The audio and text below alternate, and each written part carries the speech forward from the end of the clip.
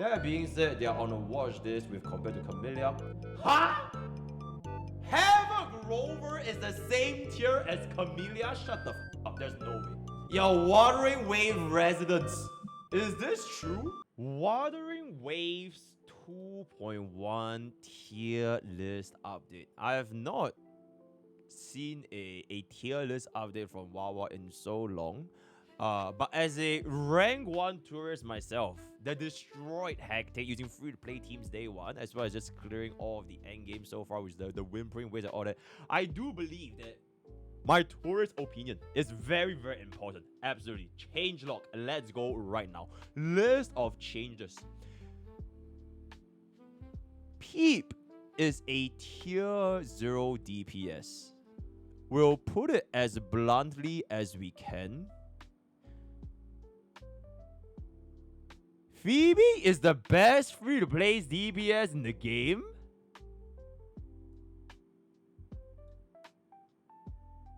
That's some serious claims, bruh. Those are some serious claims. With a weapon and teammate that doesn't require you to do a single pull, she performs less than half a tier below Jingxi with her premium weapon and supports. And then she can get improved with better weapons and quick swap.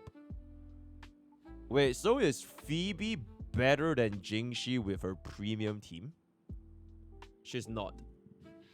She's not. Or is it? Oh wait, is it she's not or not yet? She's cheaper. So she's like D Herta versus Akron. Okay, so you're telling me Phoebe is like D Herta with Baby Herta with Remembrance Trailblazer and a Gallagher compared to an Akron premium Jiaoqiu team. It's just that the Jiaoqiu for Phoebe is not yet out. So Zani is the Jiaoqiu. Zani is the Jiaoqiu. She's comparable with S Rover as her best in slot. She's not Herta level at all. Oh. Not exactly because Jingxi as Yuan Wu. Okay, wait, Sarah of the Abyss, Sarah of the Lake. Wait, actually, Sarah, can you just change your name to Sarah of the Lake? Yo, Sarah of the Lake. Can you compare Phoebe in HSR terms? You know, help a tourist understand what exactly. Because to be the best free-to-play DPS in the game, that is a pretty heavy-ass claim. Because I would say this is like D Herta, right? Because D Herta is, in my opinion, the best free-to-play DPS in the game right now, especially just start out. Right? 1 second. 1 second. Bro is cooking. Bro, you do it. It's your job. Nope. It's not my job to decipher Wuthering Waves, right? My job is to tour the land. My job to eat their delicacies. My job is to, you know, enjoy the sights, right? It is not my job to cook up tier crafting or Wuthering Waves. I'm just here to enjoy the vibes, right? Enjoy the vibe. It depends on what you mean by free-to-play DPS. I think by the definition is basically no premium supports and premium weapons. That's the definition, right? Like basically using 4 stars and the 4-star weapons and 4-star support and all that kind of stuff. I'll let Sarah cook because I don't think we can. She gets free crit rate, easy to build, and her best in slot is literally free MC. And the difference between Verena and Shawkeeper for her is very small. She's similar to Camellia but easier to use. The tier list is for Tower of Adversity. And if Phoebe was like Herta, she would be on Carlota level, and she's far from that. Temp60, the man of the hour. I think your D Herta comparison was fair, TBH. Her power level with Rover and Verena is diabolical. Okay, so my chat are being tourists. Absolutely. All right. Okay, let's just go on. Rover completely changed everything. Wait, hold up. Carlota is Firefly, Jingxi is Fei Xiao, D Herta is Phoebe. So once again, MrPokke, the tourist, is right. She is D Herta. I don't know what the guys say no, right? When 2 Wuthering Wave experts say, yep, she is D Herta, then you guys can shut the up, right? Absolutely. Okay, Spectral Rover from tier 3 to tier 1.5. First and only character we've had that got their kit buffed by Kuro themselves. They can now apply Spectral Frazzle and a ton of it. So I believe it's 6 stacks on the ultimate and 2 stacks on the skill. Correct me if I'm wrong, right? This change alone wasn't much 2.0, but now that this make it mandatory to Phoebe teams, she is one of the best DPS that we've ever had, judging by how Mortevi, who is now also restricted team building wise, is tier 1. We deem tier 1.5 for Spectral Rover being fair. Mortevi being unlikely to drop due to his using Phoebe, Jiyan. Oh, you use Mortevi Phoebe? I didn't even know that. Interesting. Wait, is Mortevi better than Spectral Rover? Or do we only stick with Spectral Rover? As in, like, Spectral Rover is her best in slot 2 right now. Like, no one is better than Spectral Rover for Phoebe anyways, at this current opinion. Then in the future, when Zani comes out, if Zani replaces her, then so be it. No need Spectral Rover? Okay, absolutely. Okay, we'll also add the multi-role tech that can support both the Rejuvenating Glow and Mooning Cloud very efficiently. Havoc Rover to tier 0.5, got their S6 for free in 2.61 in the main story, and comes a 25% crit rate boost. More than a high base attack 5-star sword, and that's more than a max level 4 cost echo. 25% crit rate boost. Walao, crazy, huh? The buff is huge. In fact, enough to propel them up to tier 0.5.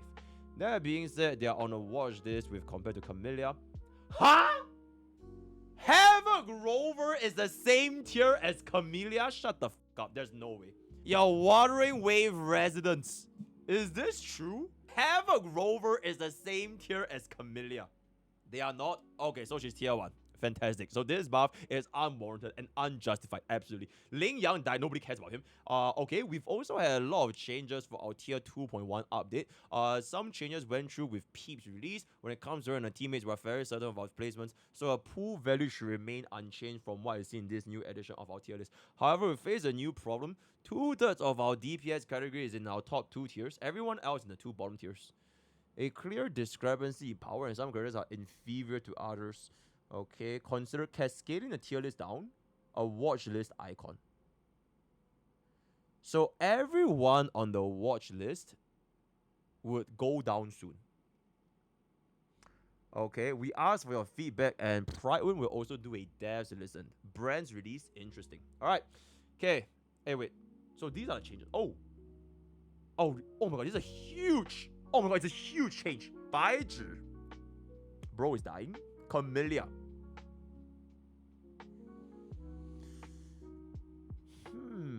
Camellia is our main point of discussion on the whole watch list. She determines a ton of stuff. We consider placing her alone in tier 0.5, above anyone but Jingxi, Karoda, and Phoebe. The reasoning? Inconsistency. Camellia needs to hit her attacks, and against a moving target, which is almost any enemy in the game, it isn't happening. And the second this doesn't happen, her rotations becomes longer and awkward. We're factoring difficulty when considering our tier list placements. Camellia fundamentally isn't difficult to play. The issue is that she doesn't reliably hit all of her attacks against all enemies. So missing with Camellia is a huge issue, which isn't exclusive to casuals. So this is not a skill issue. This is a huge issue, right? Notice how if this changes to missing with Camellia is a skill issue, that means that it will be only for casuals. But this is no longer the case. It is a huge issue, right? So therefore, it is extending beyond the casuals, such as your streamer right here, right? Okay, on paper, she cheats about the same as Jingxi. In practice, it's easy to observe there's a little comparison we made. In fact, after extensive testing and mathing, actually, we found that it joins... Oh. Okay, with extensive testing and mathing, Camellia is the same category of power level with Havoc Rover Essex. Damn.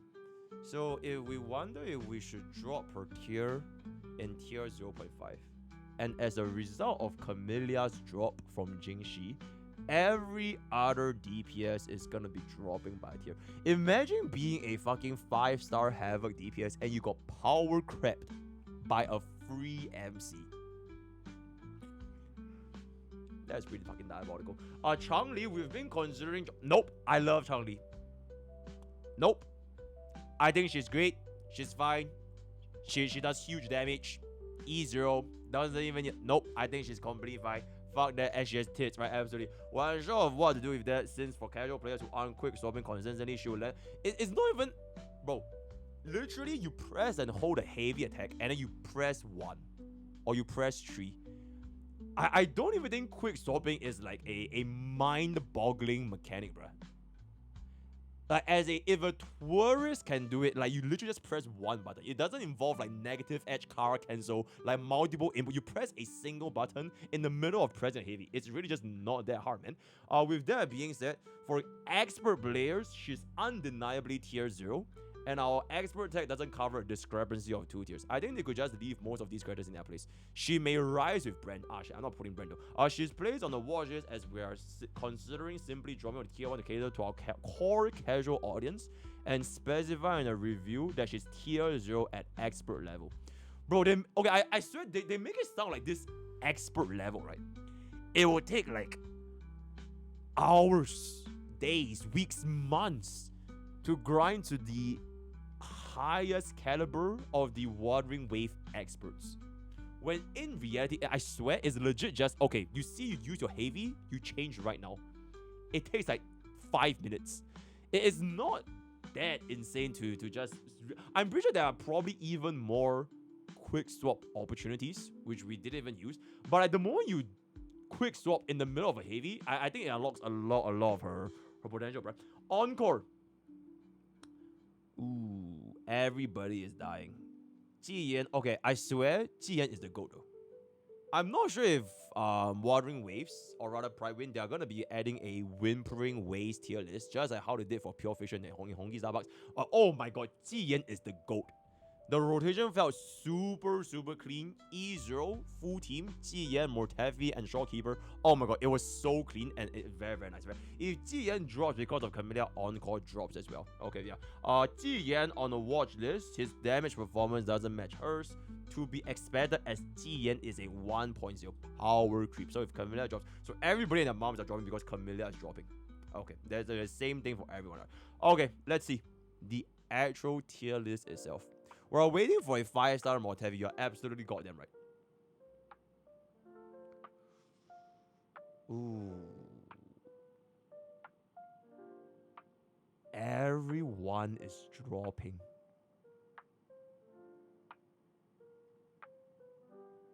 Rokia is just ditch. Spectral Rover is here. There's literally nowhere else for bro to go. Like he's gone, man. He's gone. Okay, so you're saying the big three of Wuthering Waves right now is Carlota, Jingxi, and Phoebe. I feel like these two being the same tier is like, it's a bit weird though, because they're both spectral DPS, right? They are both spectral DPS, so like, how am I gonna decide who to pull for at like a glance, at like a very surface level? You get what I'm saying? Different playstyle. Yeah, but like you wouldn't need 2 different spectral DPS, no. Just get both. Because I think elemental resistance are still a big component as to how would you tackle endgame, right? Like there wouldn't, okay, correct me if I'm wrong, there hasn't been a time where like you need 2 different spectral main DPS at the same time. So elemental coverage is still like very much a thing. So whether or not she's like a quick sword burst DPS, she's like an ultimate liberation damage, or she's applying DOT, the playstyle is different. It fundamentally doesn't change the fact that they are both spectral DPS. And then if you just want to have the coverage for one, then it's good enough. Essentially. Sort of like, okay, like in Zenless Zone 0, right? You have like burst DPS and like on-field DPS. Right? Like Mibaba is like burst DPS. Already, sorry, Mibaba is like on-field DPS, but Mibaba just absolutely fucking bastard. Right? Okay, Alan Joe is just a horrible comparison, but like it doesn't matter if you're like a main DPS or a burst DPS, or like a main Dazer or a burst Dazer, like the Qingyi or like Trigger, whatever how it's kind of. As long as you can fulfill that role, it's good to go. Which is why there will always be discrepancies in the tier list, because the play style being different won't change the fact that there's only that one spot. You get? They don't force you to pull for meta, you pull based on playstyle and character visuals. Phoebe is like anomaly while Jingxi is crit. They are the same, but they have the same performance. So you just pull for who you like. So they are the same in terms of performance. They do the same damage. Blood is locked behind Frazzle. Okay. We've seen that Phoebe is 1 point higher than Jingxi. What? If Jingxi is 10 out of 10, Phoebe is 10.5 out of 10. Interesting. Phoebe is like Yanagi, Jingxi is like Silver Soldier. Who the fuck is Silver Soldier?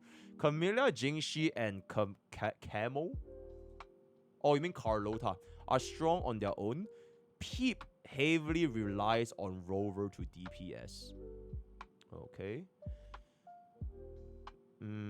Frazzle is just S for now, with only proper AoE application being the Rover ultimate. Okay, if that's the case, then wouldn't she be less deserving of the tier? Because the archetype is not set up properly yet. Because we don't have like a good Frazzle guy. The Frazzle guy, which I'm guessing if Zani comes out, and then I think it makes more sense, right? Phoebe analysis. Just think of it like Doctor Ratio versus Danghen. Okay, that is a very good point. Doctor Ratio versus Danheng. In terms, okay, back when Doctor Ratio first launched, right, there was like a brief moment where like people were running Doctor Ratio over Danheng. Why? Because Doctor Ratio, even though they are both imaginary DPS, one is Hunt, one is Destruction, Doctor Ratio could function very well without a lot of the premium stuff that back then we were getting with Danheng. Because we didn't have shit like Sparkle, and like Danheng was like, you know, we were running E0, whereas Doctor Ratio, he was complete with like Pella and Tingyun. It was like a very, very cheap team. Whereas Danheng, if you didn't give him like I don't know what's the equivalent. It's more annoying to use. So yeah, classic Pella Tingyun. So both are top tier, but it comes down to playstyle. It takes time to charge up Jingxi's skill, which you need coordinated attack to charge it. If Zani gonna be like half-cut making more damage, I have no idea what Zani's gonna do, right? All the DPS perform basically the same except for Carlota, who does a bit more damage than the rest, but she only does it in a single target. Okay, so Carlota is S in Wee then. She's insane in quick with S Rover, but she's extremely hard because you have to keep up with switching forms at first. I see. Jingxi is nuke while Phoebe is DOT. Depends on your preferred playstyle. Okay then, so I guess everybody here is gonna be in tier 0. I guess the other question is basically Camellia. So Camellia is gonna be dropping down very, very soon, is what I'm getting at. She's gonna be here in the same tier as Havoc Rover. So it's gonna be tier 0.5 with Camellia and Havoc Rover, and then these three will just go way the fuck down. By half a tier, and then half a tier, and then half a tier, and everything just goes back down.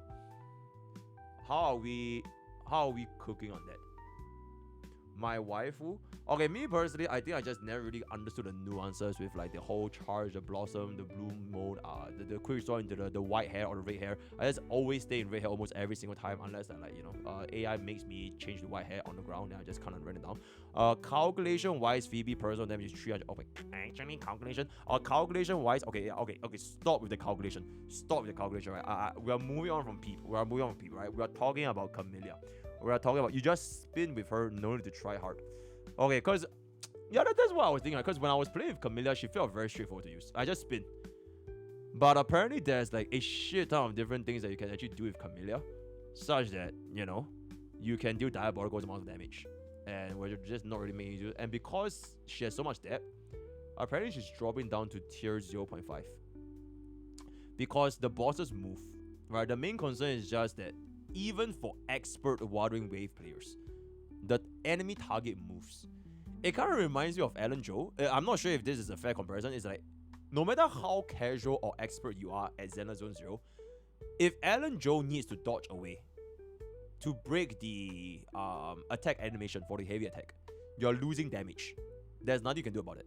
So just like how this, if the enemy jumps away from Camellia, you will have to press your dash to catch up to the enemy, and that's a DPS loss. So that is, in my opinion, it's something that cannot be negated by skill. Because things moving around or like things come and hit you with your Allen, it will just always happen in the game. So Camellia needs a shielder. No, she needs somebody that makes her like move around super quickly, or like gives her like a speed boost, or like gives her a flash, something. Expert Wuthering Wave players will use vertical spins that follow the enemy. Okay, that is pretty fair though. New bosses move too much for Camellia. She needs Zani. Expert okay. She can easily be staggered if you dodge. Really weird needs Venti.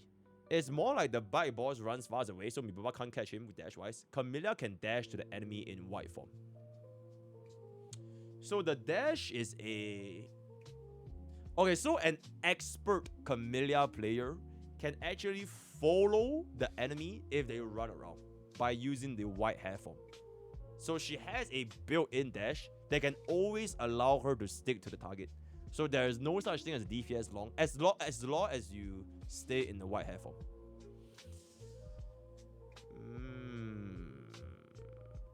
Fun fact, PGR was built for mono element. Wuthering Waves might be going for that as well. Mono element team. Okay, interesting. So it is kind of a skill issue. It's about skill issue. As long as you're smart. Okay, chat. I feel like tier list at this point is that it's so hard to draw the line of what defines as like a skill issue or like what defines as like a fair rating, because you know in Honkai Starbucks turn, Scylla can zero cycle with zero cost, or rather just E0 S0. Is that skill issue, or like, you know, is she deserving to be tier 0? So some lines need to be drawn on like how accessible this is. I don't really know how in-depth this gameplay is gonna be like. Okay, not zero cost, one cost. Literally one cost, zero cycle, choose on, right? But okay, and I digress. Rate also falls a little bit. Sometimes a monkey, if I can't hear it. This will be the biggest change essentially, right? Camellia dropping below and everyone else just follows suit, because apparently nobody measures up to Camellia.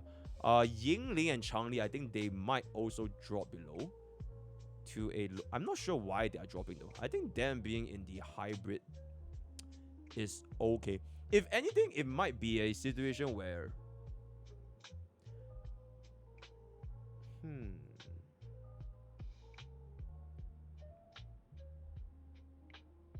I feel like this hybrid category could have a better name. Or like the whole way that this tier list is constructed.